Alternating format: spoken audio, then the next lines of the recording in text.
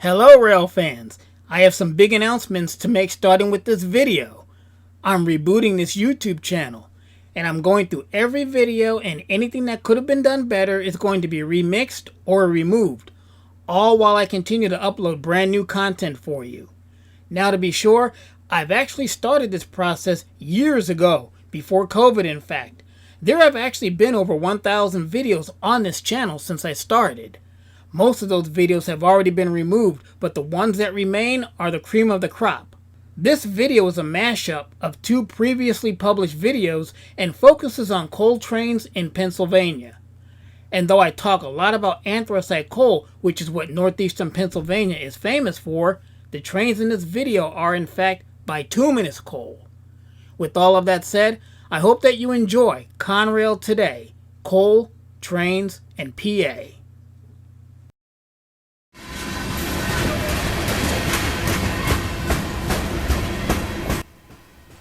This train is the 14R and is moving north through Sunbury on an unrecorded date in the summer of 2020. We're standing near CP Horn, and the head end of this train is already on the Sunbury/River line past CP Case and Shikellamy Avenue.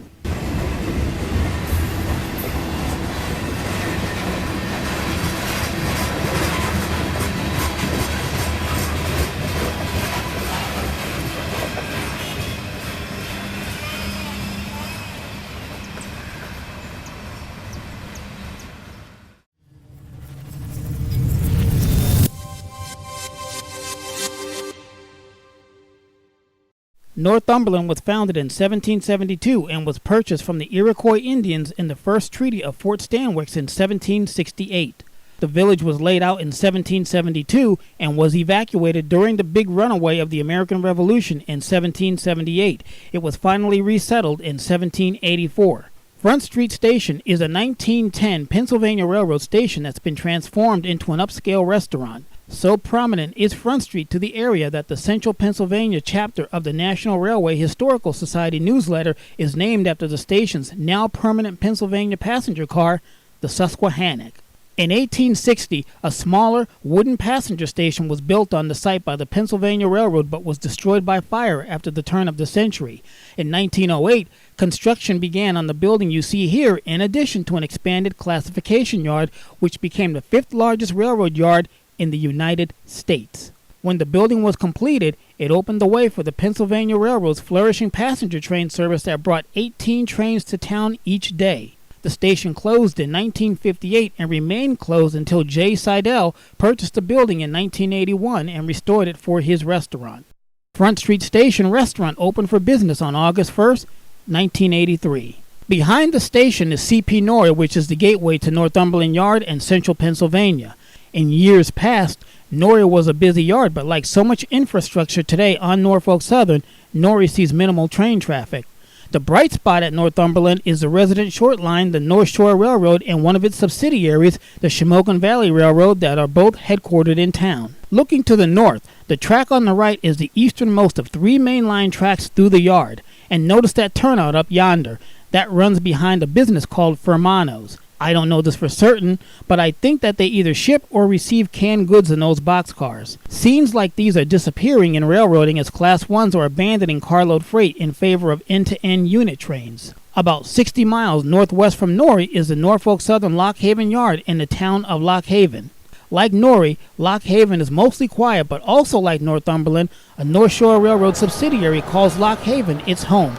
This time it's the Nittany and Bald Eagle Railroad. Moving over to what was once the Sunbury line but is now the River line, it's a bitter cold January morning in the small riverside town called Riverside.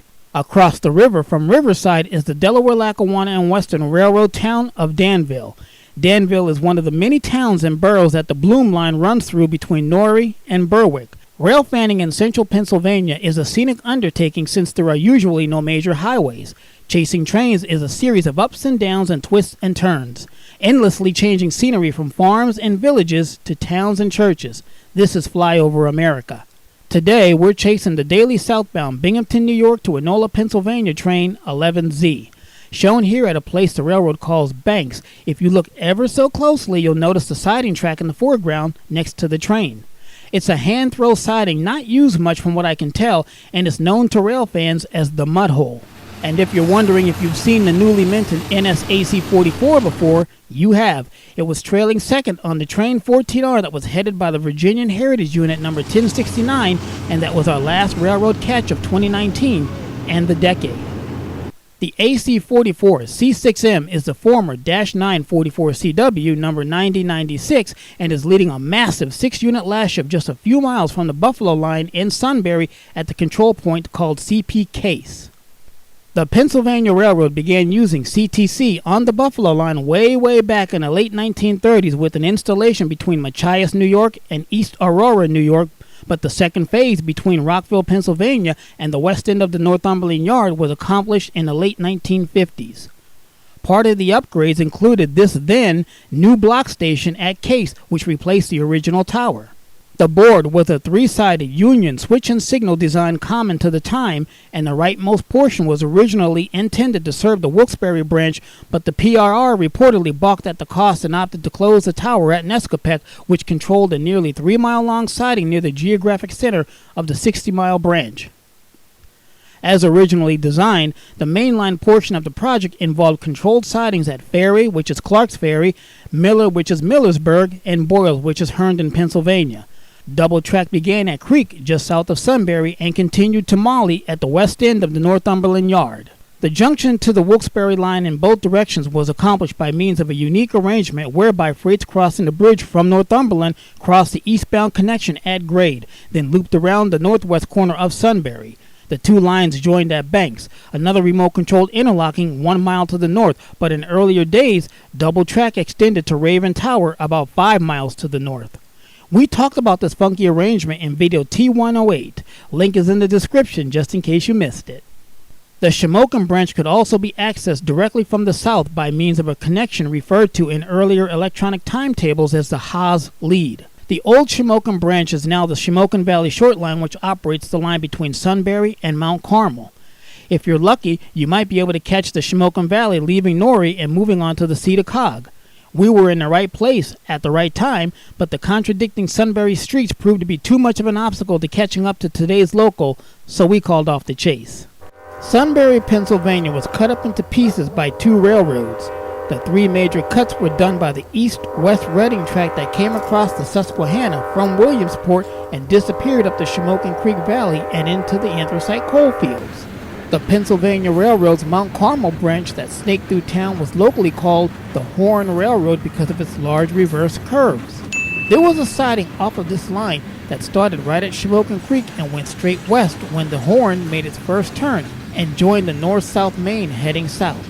This track was so close to the Reading, in fact, it doesn't even qualify as creating its own slice of Sunbury. The north-south Pensy track that came over from Northumberland that ran all the way down to the Rockville Bridge and Harrisburg is the Buffalo line.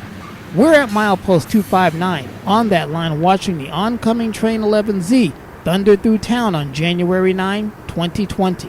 It's just after 10 a.m. and at this time, the Z as it's known, was an early morning runner that was no doubt a bane to morning job commuters.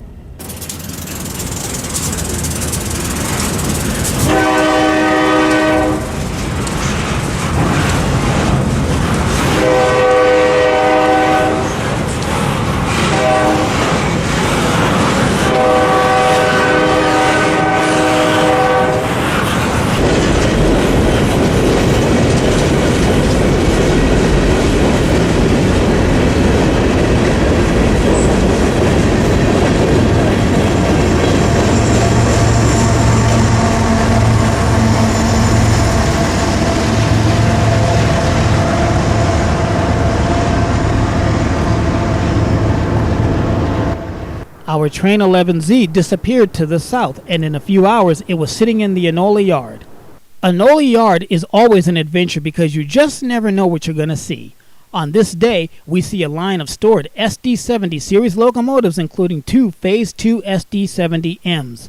Norfolk Southern has been placing hundreds of DC tractive diesels in storage, probably a part of its Top 21 Precision Schedule Railroading initiative. What caught my eye among the various black diesels was the GP38-3 number 5827. These were rebuilt from ex-Southern high hood GP50s. These new Dash 3s have a low, short hood and have been derated to 2,000 horsepower. Note the two cooling fans separated on the roof.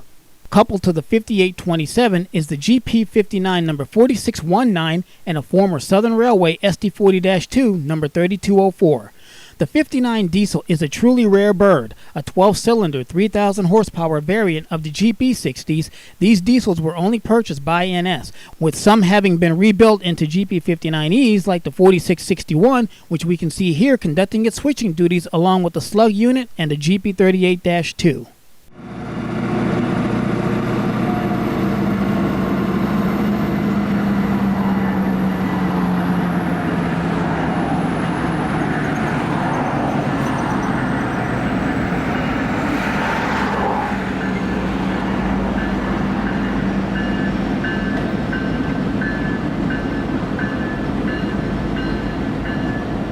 Other goodies in the yard was a couple of high hood Jeep 38-2s along with an Admiral cab version and the Norfolk and Western Heritage unit, who despite being flanked by the 5007, its blue with gold lettering can't be mistaken, even amidst a smattering of black and white diesels. And as long as we're talking about Heritage units, it should also be pointed out that the Wabash Heritage unit was also at Enola today, but it was filthy dirty and photographing it would have meant parking the car again, which I wasn't in the mood to do.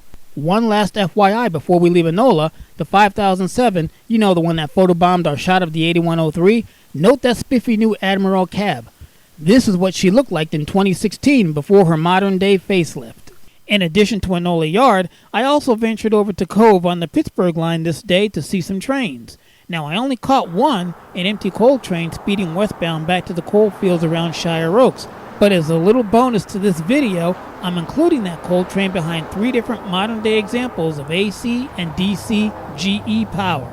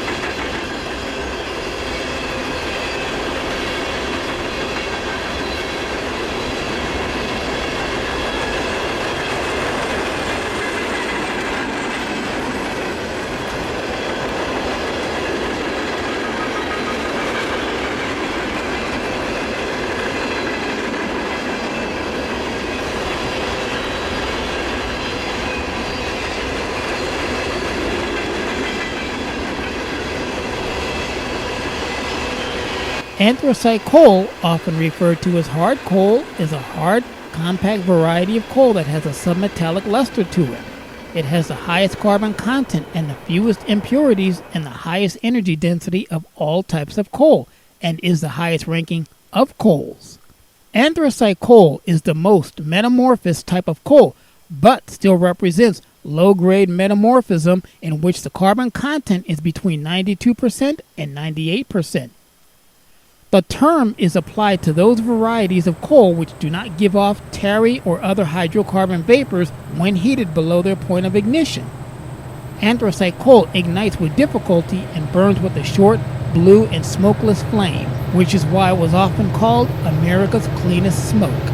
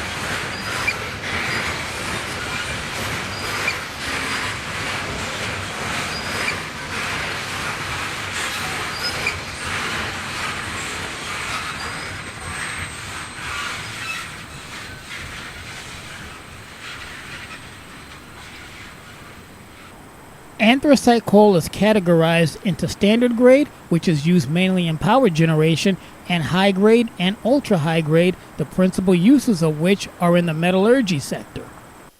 Anthracite accounts for about 1% of the world's coal reserves and is mined in only a few countries around the world. China accounts for the majority of global production, with Russia, Ukraine, North Korea, South Africa, Vietnam, the UK, Australia, Canada, and the good old US of A. Total production in 2010 was 670 million tons.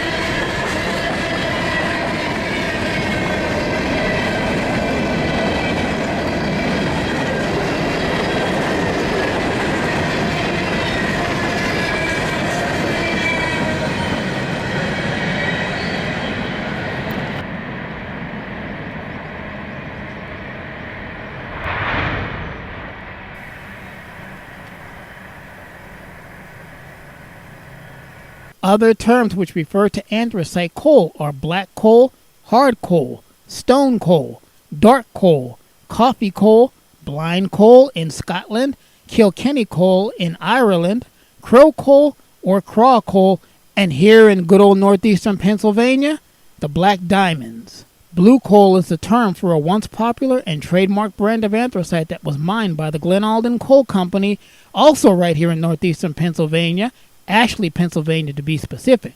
It was sprayed with the blue dye at the mine before shipping to its northeastern U.S. markets as to distinguish it from its competitors. The St. Nicholas coal breaker that was formerly located in Mahanoy City was once the largest coal breaker in the world and was the last of its kind in the state of Pennsylvania. It was the size of a city block, and it took 3,800 tons of steel and 10,000 cubic yards of concrete to build it. The first one was opened in 1861 on Christmas Day, hence where it got its name. The second one, which replaced it, was opened in 1931 and closed 34 years later in 1965 and was demolished just a few short years ago in 2018. According to an article in the Morning Call, invented in the 1840s, breakers transformed large, hard-to-ignite chunks of raw anthracite into a variety of smaller sizes that were suitable for smelting iron, propelling a locomotive, running a machine, or heating a building. A conveyor carried raw coal from the top floor through a variety of crushing devices and screens to the bottom, where the finished product, which was given names like egg coal, stove coal, chestnut and pea-size coal, which was according to its size, was loaded onto rail cars and taken to cities like New York, Philadelphia, and Baltimore. The St. Nicholas breaker could process 12,500 tons of coal per day and employed hundreds of workers, including young breaker boys who sorted the sharp slate and bone from the raw anthracite at the top of the breaker. And according to a worker at the No. 9 Coal Mine Museum in Lansford, Pennsylvania, if they still had all of their fingers by the time they were a teenager, they were darn good at their job. In operation, the St. Nicholas coal breaker was described as sounding like thunder.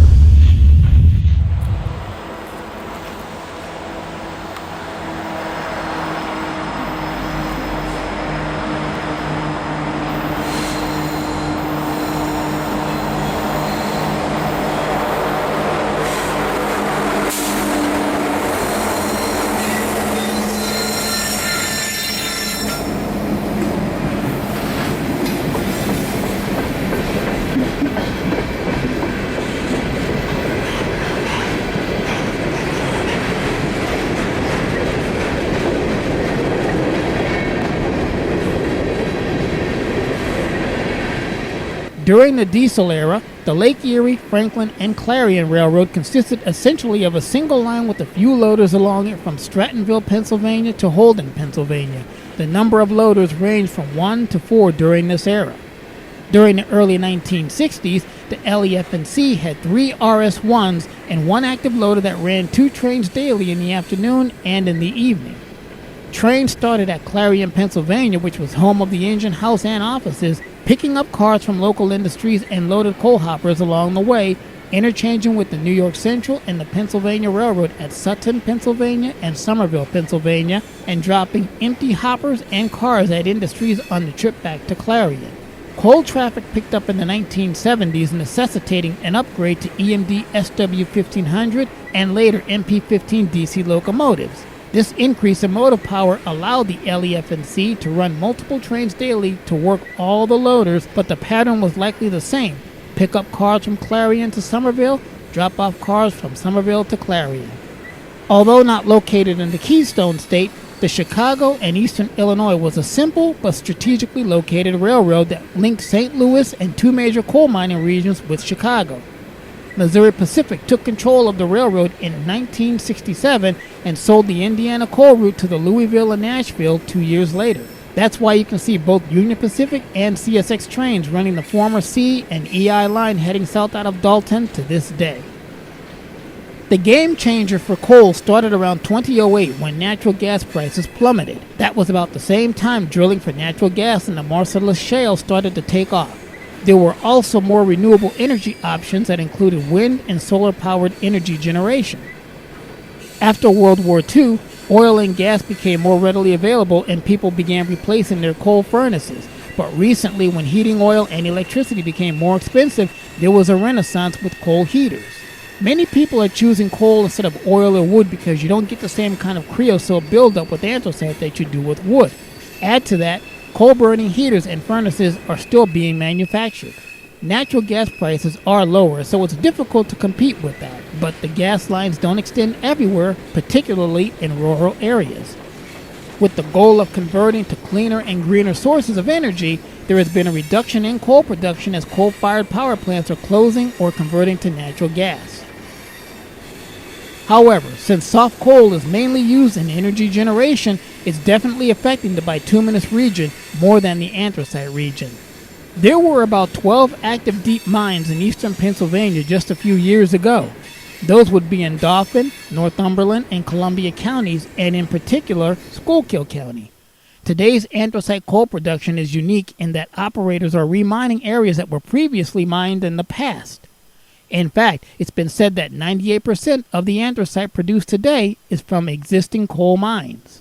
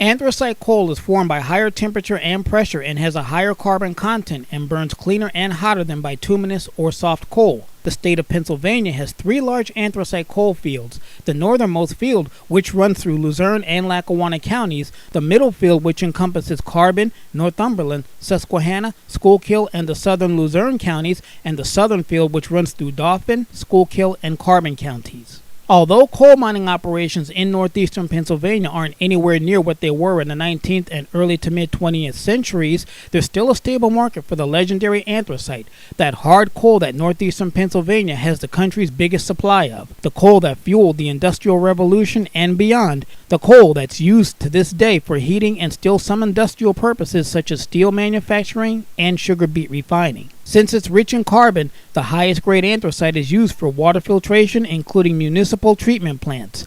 The high carbon content and the fact that it yields a high BTU when it burns make anthracite useful in metal smelting and fabrication. And while it's true that the black diamonds don't have as many outlets as they did a century ago, still, they haven't lost their luster or their lucrativeness.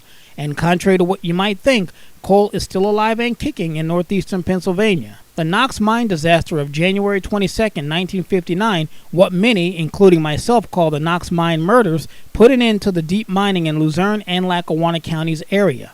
12 miners died when the Susquehanna River broke through and flooded the interconnected labyrinth of underground mines in the area of the Port Griffith section of Jenkins Township. Because of that, coal mining is not as big as it used to be, but it's still a vital part of Pennsylvania's economy.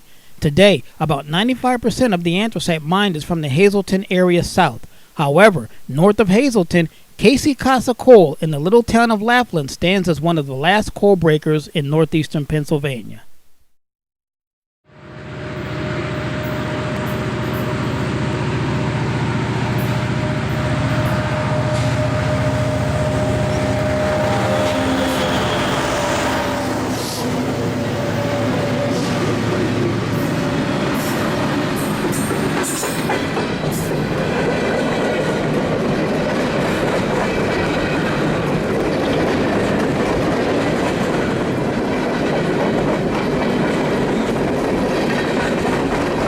In the United States, anthracite coal history began in 1790 in Pottsville, Pennsylvania, with the discovery of coal made by the hunter Necho Allen in what is now known as the coal region.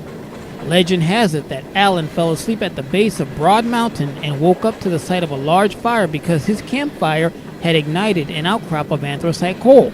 By 1795, an anthracite-fired iron furnace had been built on the Schuylkill River.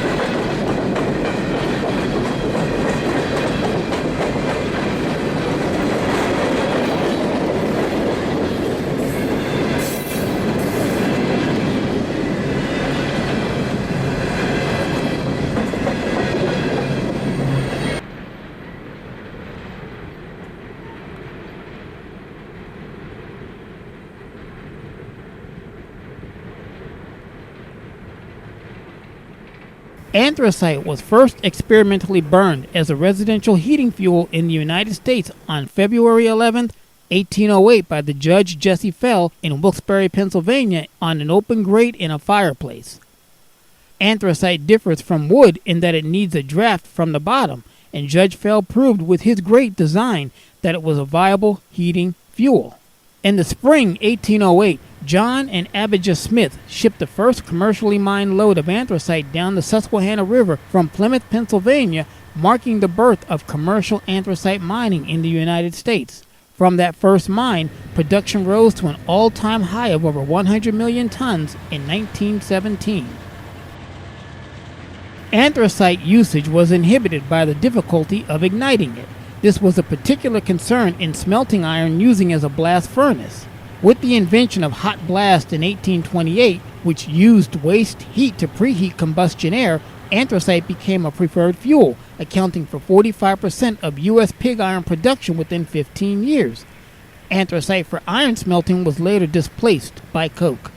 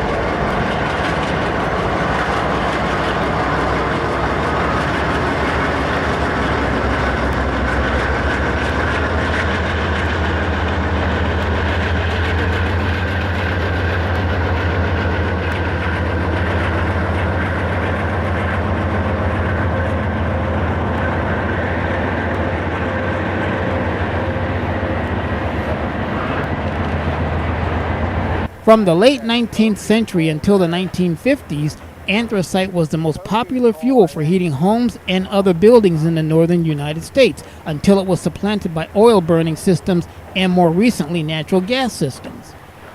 Many large public buildings such as schools were heated with anthracite burning furnaces through the 1980s. During the American Civil War, the Confederate blockade runners used anthracite as a smokeless fuel for their boilers to avoid giving away their position to the blockaders.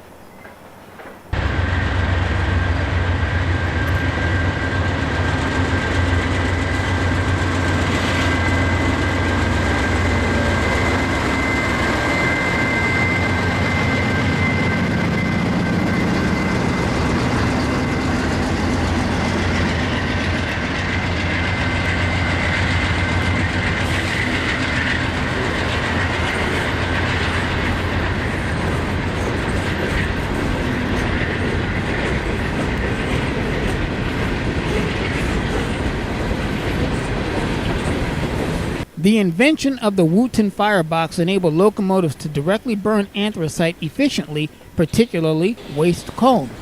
In the early 20th century U.S., the Delaware, Lackawanna, and Western Railroad started using only the more expensive anthracite coal in its passenger locomotives, dubbed themselves the Road of Anthracite, and advertised widely that travelers on their line could make railway journeys without getting their clothes stained with soot. The advertisements featured a white-clad woman whose name was Phoebe Snow, and poems containing lines like, "My gown stays white from morn till night upon the road of anthracite." Similarly, the Great Western Railway in the UK was able to use its access to anthracite. It dominated the anthracite region to earn a reputation for efficiency and cleanliness unmatched by other UK companies.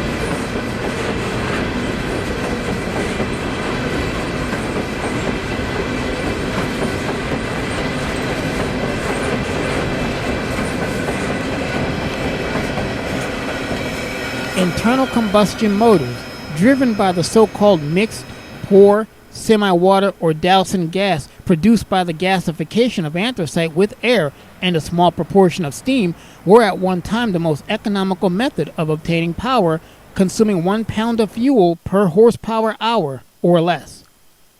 Large quantities of anthracite for power purposes were formerly exported from South Wales to France, Switzerland, and parts of Germany. As of April 2013, widespread commercial anthracite mining in Wales has now ceased, although a few large open cast sites remain, along with some relatively small drift mining operations. Anthracite generally costs 2 to 3 times as much as regular coal. In June 2008, the wholesale cost of anthracite was about $150 per short ton U.S.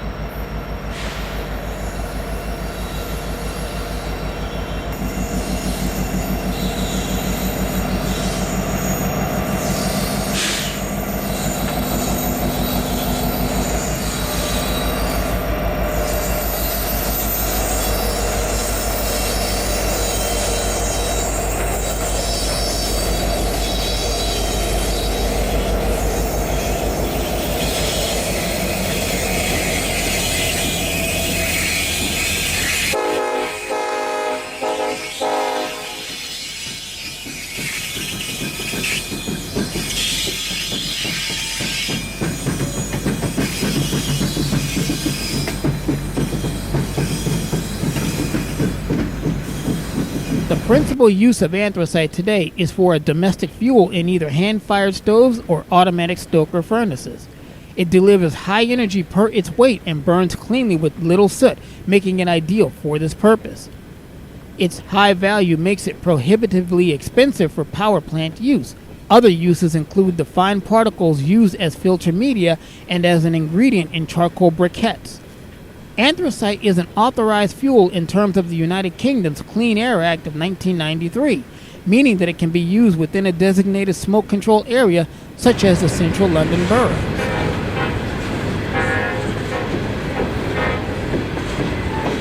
Today, China mines by far the largest share of global anthracite production, accounting for more than 3/4 of the global output. Most Chinese production is of standard grade anthracite, which is used in power generation. Increased demand in China has made that country into a net importer of the fuel, mostly from Vietnam, another major producer of anthracite for power generation, although increasing domestic consumption in Vietnam means that exports may be scaled back. Current United States anthracite production averages around 5 million tons per year. Of that, about 1.8 million of those tons were mined in the state of Pennsylvania. Mining of anthracite coal continues to this day in eastern Pennsylvania and contributes up to 1% to the gross state product. More than 2,000 people were employed in the mining of anthracite coal in 1995. Most of the mining as of that date involved reclaiming coal from slag heaps. Those are waste piles from past coal mining at nearby closed mines. Some underground anthracite coal is also being mined. Countries producing high-grade and ultra-high-grade anthracite include Russia and South Africa.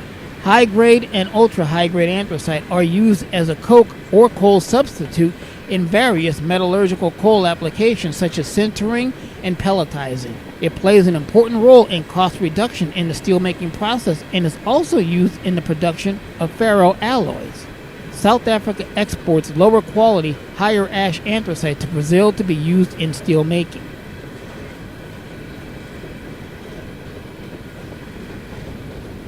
Anthracite is processed into different sizes by what is commonly referred to as a breaker. We talked about those in part 1 of this series. The large coal is raised from the mine and passed through breakers with toothed rolls to reduce the lumps to smaller pieces. The smaller pieces are separated into different sizes by a system of graduated sieves placed in descending order. Sizing is necessary for different types of stoves and furnaces. Anthracite is classified into 3 grades depending on its carbon content. Standard grade is used as a domestic fuel and in industrial power generation. The rarer, high grades of anthracite are purer. Example given, they have a higher carbon content and are used in steelmaking and other segments of the metallurgical industries.